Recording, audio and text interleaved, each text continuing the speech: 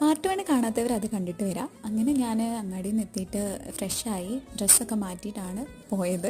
വേറെ എങ്ങോട്ടും അല്ല പോയത്, ചിത്തുവേട്ടൻ്റെ വീട്ടിലേക്കാണ് പോയത്. അപ്പോൾ അവിടെയാണ് ഇന്ന് ഫംഗ്ഷൻ എന്നുള്ള കാര്യം നിങ്ങൾക്ക് മനസ്സിലായിട്ടുണ്ടാവും. ഫംഗ്ഷൻ എന്നൊന്നും പറയല്ല, ചെറിയൊരു പരിപാടി.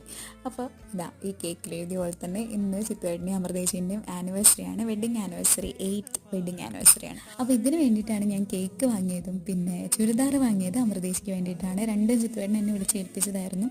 അപ്പോൾ രണ്ടും ഞാൻ വാങ്ങിക്കൊണ്ടുവന്നു.